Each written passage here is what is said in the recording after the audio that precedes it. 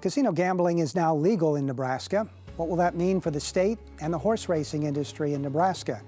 Gambling also took center stage at the legislature this week, and we'll check in on the COVID-19 pandemic. All of that tonight on Speaking of Nebraska.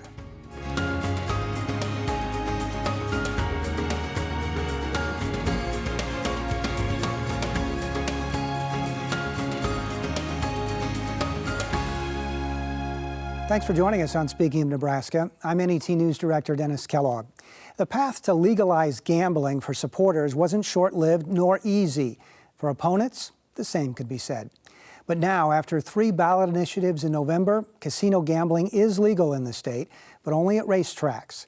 State lawmakers will now work to determine rules, while racetracks look to break ground. Aaron Duncan, a University of Nebraska-Lincoln professor who studied gambling, says the legalization of gambling this year wasn't surprising because we've become a risk-based society. In 2006, 61% of Nebraskans voted against casino gambling. Now we get 65%, 69% being for it. As the reasons for that, we're kind of left to speculate. But the popular belief is that in this case, I think the economic argument trumped the moral argument. So opposition leaders to gambling in Nebraska, Gambling with the Good Life, couch theirs mainly on the social cost of gambling, i.e. potential for increased crime or gambling addiction, and a larger kind of moral argument that gambling isn't necessarily morally permissible. But the folks backing, casino gambling center their argument around keeping dollars in Nebraska and essentially circumvented the moral argument by saying, listen, gambling's going to happen whether we like it or not in these neighboring states, so we might as well keep the tax revenue from it. And what's interesting is that this sort of paralleled the same argument that got Medicaid expansion in Nebraska. Talking to the folks who worked on that, they said that one of their most successful arguments wasn't about the morality of expanding Medicaid or even the practicality. It was, hey, we're paying for this already, so we might as well reap the economic benefits of having expanded Medicaid in the state of Nebraska. So it really became about practical and economic arguments being more successful than they were in the past and really succeeding in trumping the moral arguments in Nebraska for many Nebraskans. And I think a very smart strategic move was tying the revenue from the taxes of gambling to property tax relief, which perennially polls as one of the most important issues for the average Nebraskan. Joining us now are Lance Morgan, President and CEO of Ho-Chunk Incorporated, the economic development arm of the Winnebago tribe. Lynn McNally, Executive Vice President of the Nebraska Horsemen's Benevolent and Protective Agency. And via Zoom, Chris Katulak, CEO of Fauner Park in Grand Island. Well, as of now, we know there are 6 licensed horse racing tracks in Nebraska: Omaha, Lincoln, Grand Island, Hastings, Columbus, and South Sioux City. A casino and track have to be one and the same under the new laws. As of now, there could be 6 casinos built in the next few years. We know there are concrete plans to build 3 Ho-Chunk Incorporated casinos in Lincoln, Omaha, and South Sioux City. Columbus is working on building one as well, and there is a potential developer in North Platte. There's going to be a casino at Fauner Park in Grand Island as well.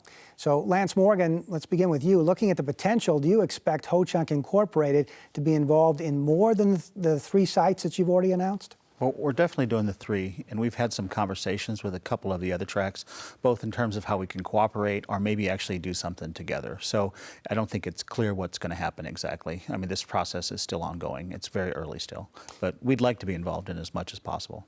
And the one in Lincoln in particular, I think we've got some video to show people, but describe what that's going to be like. Are we talking about a major, large casino being built? Yeah, I think Omaha's a bigger market, but I think at Lincoln we have a little bit more room, and so we're going to take that out for a spin and see if we can make something really particular. And I think it's going to be a real destination. A lot of people come to Lincoln for events all the time, and so I think it'll just add to the overall draw of the community. Lynn McNally, you represent the horse racing industry in this state, and we've heard the stories of the financial struggles of the racetracks in the past. Will casino gambling turn the script around and be a financial difference maker for racetracks? It will make all the difference in the world. Actually, the decline of racing in Nebraska started with the riverboats in Iowa opening. Exarban was one of the top 10 tracks in the country. People came from miles around from Kansas City and the surrounding area to see the races. When the riverboats and casino gaming came to Iowa, it really put them out of business. That was the final straw for them. So ironically, casino gaming in Nebraska can turn this all around. We anticipate that horse racing in the entire state of Nebraska, they'll be the premier sites again in the United States for racing. We're really excited about it. And Chris Katulak, you're the CEO at Fauner Park in Grand Island, so you're used to working with the bottom line. Can you kind of give us an idea of how the impact you think that gambling is going to have for Fauner Park? Sure, and Lynn touched on it already. I would add to it this. The reason why Nebraska is really at the back of the pack now is because there's been no purse money to incentivize people to get involved with Nebraska racing. Here's the thing, there are many Nebraskans who own and breed thoroughbred racehorses, but they're breeding Minnesota breds, Iowa breds, Indiana breds, Oklahoma breds, and so on, because there's been no money in the last 20 years to race for here. But with the casino gaming, now that money that has left the state will return into the state, and the ag arm of that, those that are providing for these thoroughbreds, will really be bolstered as well. And Chris, can you also bring us up to date on where Grand Island stands as far as bringing a casino to town? Sure. Well, some people might think we're asleep at the wheel because they are asking, where are those grand videos like you saw for Omaha and Lincoln? And the reason is that Ho-Chunk Incorporated and HBPA aligned long ago to establish a partnership. I want to first say thank you to the Ho-Chunk Incorporated initiative, because without their casino initiative, we wouldn't be where we are today. Fauner Park led the charge for historical horse racing and spent a lot of time and money and effort there. We didn't get to the finish line first. Clearly, the casino Games of Chance did, and we are appreciative of that. But we have yet to determine who our casino operator will be. It could be Ho-Chunk Incorporated, or it could be among a number of other casino operators that we are interviewing with. Lance touched on it earlier. It's a process. They had a head start, so we're just trying to do the best thing for Fauner Park, Grand Island, and Central Nebraska. Over a third of Nebraskans voted against those gambling initiatives this past November. They had been on the winning side of the argument up until this last vote. Opponents argue gambling exacerbates social problems. The money maybe is taken out of state and into the pockets of the casino operators. And there's an argument about morality as well. So, Lance, I want to ask you, what would you say to one of those 300,000 Nebraskans who voted no the last time around? Well, I think it's a democracy, and clearly these people have spoken. To get 65 to 68% of Americans to agree on anything these days is incredibly difficult, so I think it's their right to do that. I think that our responsibility is to conduct gaming in a responsible way. You know, we put this forward as a limited expansion of gaming. We wanted to bring some of the money and revenue back. A large amount of this revenue is not extra. It's just over in Iowa, and so we put forward a very logic-based argument on bringing it back here, and then to make sure that people treat it as an entertainment and act responsibly is really our responsibility now to make sure it doesn't become a real problem, and we take that seriously. Is there any credibility to their argument that we may see an increase in personal bankruptcies or more gambling addiction? Is there any? Do you feel like that could happen? Well, I mean, anytime you have some sort of gambling, you're going to have some sort of abuse. We put aside some of the money to deal with some of those issues, and we certainly are not going to encourage it and hope not. But I mean, if you think about it, in Omaha, almost all the gambling revenue that we're projecting to get is already being spent in Iowa. And so I don't know how that's going to create more of an opportunity, considering it's right there. And if you live in Lincoln, you're an hour away from 3 casinos. So I just don't think I don't think you're going to see this giant shift in social behavior. You're just going to see some of the jobs and the taxes and the income stay here. Well, 20% of casino revenue in Nebraska will be taxed. Some other states take more than 20% of the revenue. Of the surrounding states, South Dakota is the only other state that takes less, and they take way less. But Lynn, I want to ask you, do you think Nebraska should be taking more? Well, what's not enumerated in that percentage is that there's also going to be fees charged by the Racing and Gaming Commission in order to be able to do their background checks, do the overall monitoring of the casinos. So that's not going to be all the casinos are going to be paying. They're going to be paying additional annual fees in licensing, registration, and probably a per machine cost. So that's just the start of the assessment. That's not the end of the assessment. We're also doing something unique. You know, there's also a large amount of property taxes and those kinds of things, but we're also doing something very unique. You know, this from the beginning, this has been an attempt to revive an industry that was once great in Nebraska, and an industry that's centered in rural Nebraska too. And so, as Chris mentioned, a certain amount of money is going to have to go into the purses. And so we're talking about so we're going to divert a percentage of that into the economic development side of developing the races. And so it really is and usually to get an industry here, the state's going to have to pay all kinds of tax incentives to do that. So we're creating really two industries, the gaming industry and the revival of another one. And so so a lot of this money is allocated towards that, and that needed to be taken into account when the tax rate was set. And a lot of this money also is allocated towards property taxes. We've mentioned before, 70% of the revenue will go toward property tax relief funds. 25% will go to city or county where the casino is located.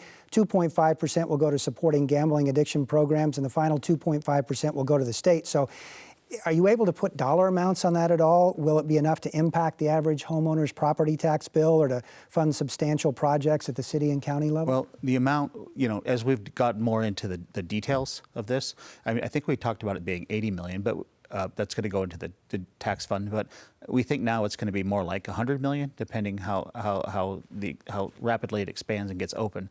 And of that, 70% is going into the property tax relief fund. So that's $70 million. I don't know how that translates on a per person basis, but I mean it's $70 million that we didn't have, and it's $70 million that Iowa had the year before. And so there's no way it's a negative. And so I think some criticism have been, well, it's not going to be enough. But in a state our size, it'll be meaningful. It'll have an impact, and it'll probably certainly slow down some of the advances. If you get your tax bill, it seems like the one thing that continually goes up, in this state. Yeah. Chris Katulak, I want to bring you back into the conversation. I believe you've been through this before in other states with horse tracks moving to bring casinos in. What has to happen in that partnership to make it a success for both the casino and the racetrack? Well, I think the important element is community. I have worked at a number of racetracks that also had casinos on property. They use the term racino. I don't particularly like that term, but whatever, that's the case. Louisiana, Oklahoma, New Mexico. I've actually worked just at a casino that didn't have anything to do with the racetrack as well. So I have some back of house operations, having been an executive casino host. And that was certainly enlightening. That was a lifetime ago, last millennium. In Shreveport, Louisiana, the Shreveport-Bossier area. I will have to say this, talk about, what negative aspect will casinos bring to a community? How about the positive aspects, which certainly outweigh the negative? When I moved to Shreveport, that town, that city, that community was stagnant. And that's the kindest word I can say. With the casinos that came to town, people were quite literally coming out of the woods to have a job and have benefits. And now they had money. And there are many parts of that town that just started to bloom with different businesses. Merchants came to town. People started buying new homes. And it was an incredible renaissance, if you will. Maybe that's too big of a word for North Louisiana, but it happened, and it's happened elsewhere. And it provides a tremendous amount of jobs.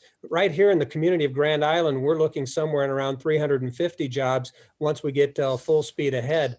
All of that will add up, and in a variety of other ways will add to that community endeavor. Chris, with all this talk about the gambling coming in, does it worry you at all that some of the attention may be taken away from the sport of horse racing? Without a doubt, Dennis. I will say this, that back in the 80s and 90s, when Exarban routinely had 20,000 people there on Saturdays, what we learned with the addition of dog tracks and lottery and Keno and other racetracks opening is those people weren't necessarily all racing fans. They just like to go out and have some action and have a bet. we will take a hit here at Fauner Park, ultimately with the people that are coming to the races. Fauner Park is kind of unique. We are one of just a very few racetracks that routinely sell out every Saturday in the nation with an 11-week race meet.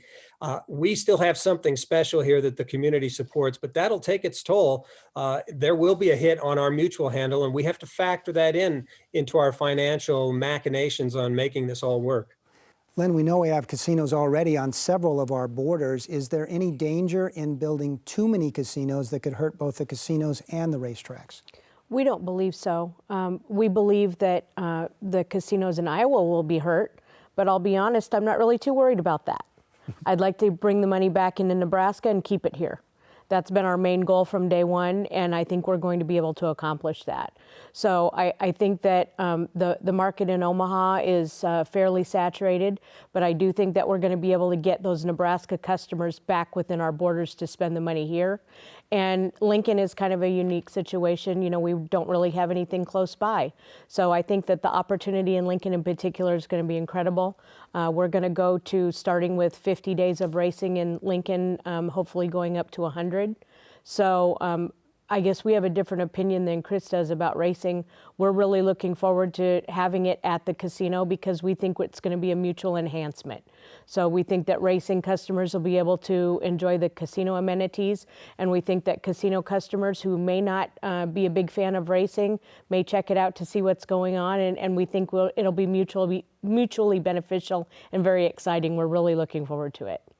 Lance, I want to ask you something about you that you wrote in the Omaha World Herald in a column there. You said, quote, "I never saw this coming. In one generation, the Winnebago tribe has evolved out of extreme poverty by leveraging a small casino to build a large corporate entity, which soon will be the largest property taxpayer in the state. You really cannot make this stuff up." So what does the approval of casino gambling mean for the Winnebago tribe? Well, the Winnebago tribe has a casino, but it's modest, and it really struggled with COVID. But it did really well in the early 90s before the expansion of gaming in Iowa hurt it. So we have a very similar story to what happened to the horse races. It's just that we took some of the money and started Ho Chunk Inc. And we believe in coming full circle. And so we're back, and now we're going to take their business from them and bring it into Nebraska. And so we've been watching somebody eat our lunch for 20 years and not care about us. And so us owning the track in South Sioux and then partnering with the Horsemen has given us the opportunity, as we've grown as a corporate entity and developed the skill sets. You know, we've become a large company in the meantime. It's given an opportunity for us to really do this and really set our tribe and our people on the right path for the future. You know, we've struggled with generations of poverty, and figuring out a way to use the system that has suppressed us to actually help us and give us opportunities that we never would have dreamed possible. It's really hard for me to believe, and it was my idea.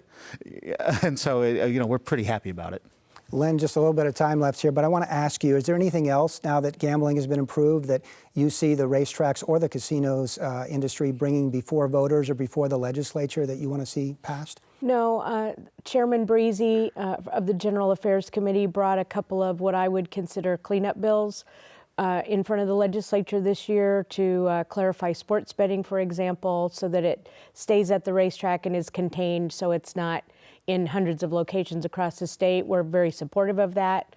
Other than maybe some technical clarifications or something, I don't see us coming forward with anything new. You know, we had our 3 initiatives in November.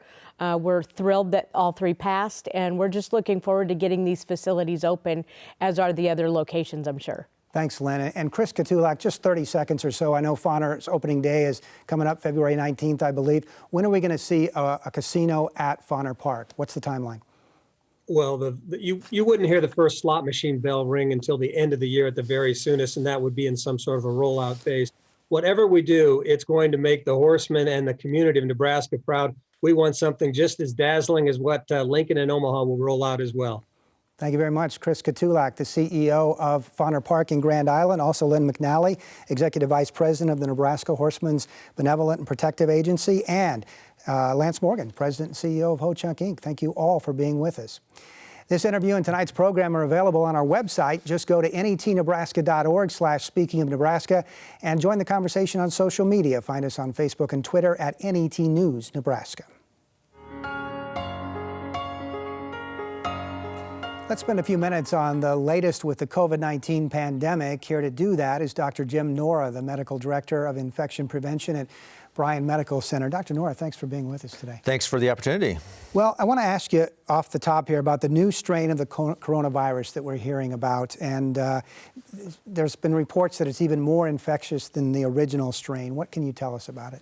No, that's a great question, one we get a lot. And there are a variety of new strains that are being seen around the world. And they're certainly here in the U.S. as well. There's certainly some speculation that they could be more transmissible. However, we really haven't seen that. And that is reflected in the numbers of cases we see every week. And for the last several weeks, we have seen nationwide and in Nebraska a steady and continuous decline in cases. So to me, that speaks somewhat against the hypothesis that this strain is more transmissible. We don't know all the facts yet, but that is something that will continue to be monitored. And do we think any of those new strains are actually in Nebraska at this time? I think it's likely that there are some new strains here. There are new strains in Colorado, in Wyoming, Minnesota, Wisconsin, many states that are very close to Nebraska. So I suspect there are some strains here in Nebraska, but that has not yet been proven. Let's talk about hospitalizations because they dropped below 10% last week, and that allowed Governor Ricketts to move everything into the green or the lowest directed health measure. And that means across the state, with Lincoln being the exception, indoor gatherings can be at 100% of capacity now. What are some of the concerns with that? Could we be doing this too soon?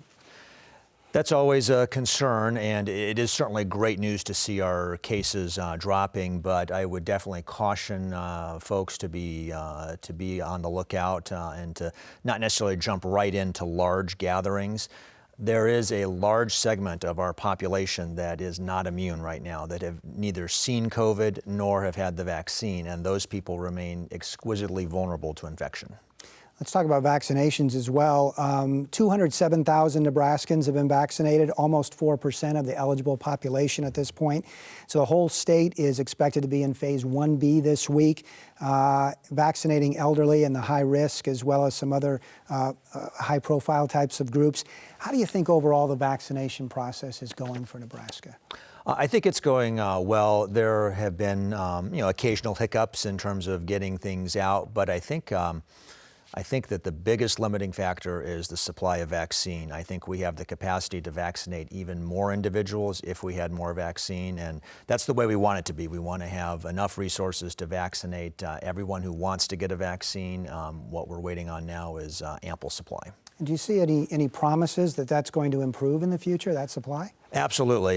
We're hoping that we'll have a couple of additional vaccines available soon.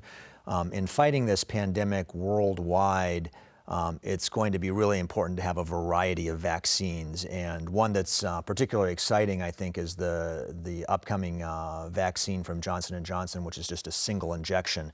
That's not as effective as the two-stage vaccines, but it is much more easy to deliver to some difficult-to-reach populations. That's good to hear. Dr. Jim Nora from Bryan Health, the Medical Director of Infectious Prevention. Thank you very much for being with us today. Thank you. And you can follow the NET News Team's coverage of the COVID-19 pandemic at netnebraska.org/coronavirus. Also, if you want to go to the Bryan Health site, they'll have any questions and answers for you there regarding the vaccination process. That's bryanhealth.org/vaccine. The Nebraska legislature is digging into what are expected to be some of the major issues it deals with this session. And here to talk about what's going on is NET News legislative reporter Fred Knapp. And Fred, where has the discussion led us this week? One of the biggest issues, of course, is police reform. This grows out of the death of George Floyd last year at the hands of the Minneapolis police and the demonstrations that followed that across the country, including in Nebraska, and police accountability. Last year, there was a proposal that would have required independent civilian police review boards in cities of 5,000 or more. This year, Senator McKinney from Omaha restricted it initially to Lincoln and Omaha, and these would be boards that would evaluate complaints against police misconduct and then recommend discipline. The theory is that these would be independent boards. They'd be appointed by the mayor and confirmed by the city council, but they'd be independent. But it met resistance from law enforcement officials, including Omaha Police Chief Todd Schmaderer, who said that these boards actually historically recommend lighter discipline than police chiefs impose, and that accountability ought to remain with the chiefs. So that's a pretty important topic. Are there other proposals that deal with these issues? Yes, there's a big bill by Senator Steve Lathrop, the chair of the Judiciary Committee. It has a number of elements designed to separate, weed out the bad cops from the good ones, including more training requirements in de-escalation, psychological testing of applicants. You couldn't have had your law enforcement licenses suspended or revoked elsewhere. It prohibits the use of chokeholds or carotid artery holds unless it's a situation where deadly force would be justified. It requires officers to intervene if they think one of their colleagues is using excessive force. And this one got support both from the ACLU and law enforcement, and Lathrop said he thinks they realized that something has to be done after the events of last year. Now we're talking about gambling tonight, and gambling was kind of center stage in the legislature this week as well. That's right. There was a big hearing. Voters approved games of chance at racetracks, and the discussion during the campaign was that meant casinos. But now Senator Tom Breese, who's chair of the committee that oversees this, says he thinks it includes sports wagering as well. And so that's in his bill. But you'd have to do it at the racetrack. Opponents of the initiative campaign last year say, no, sports betting was not part of it. And there's a separate proposal for a constitutional amendment that would authorize it anywhere. And we're always looking at property taxes and property tax relief. Any movement there? There's a proposal for a school finance review commission because schools are the biggest users of property taxes. It would study it and make presumably recommendations. The last time this happened in the late 80s, they increased the sales and income tax in order to provide more school aid, but people are still complaining about property taxes. So it's unclear what the outcome of this would be. And in the week ahead, we've got more hearings. Right? Absolutely. We've got a proposal to limit schools to getting only a third of their revenue from property taxes. There's a proposal to reduce where prisoners could go to classes and reduce their sentences that way. And a proposal for an investigative committee on the St. Francis contract. That's the child welfare contract in eastern Nebraska that has had cost overruns. Fred, thanks for keeping your eye on the legislature for us. Thank you. Fred Knapp keeps us informed on what's happening in the legislature every day. Listen for his updates on NET Radio at 5:45 and 7:45 weekday mornings, 5:45 in the evening, and read his stories every day on our website, netnebraska.org/news. That's all for this week on Speaking of Nebraska. Thanks to Lance Morgan, Lynn McNally, and Chris Katulak, as well as Dr. Jim Nora for joining us, and to Fred Knapp for his reporting. Next week, join us for a discussion about economic recovery from the pandemic and future development in the state. Until then, I'm NET News Director Dennis Kellogg. Thanks for spending some time with us. We'll see you next week.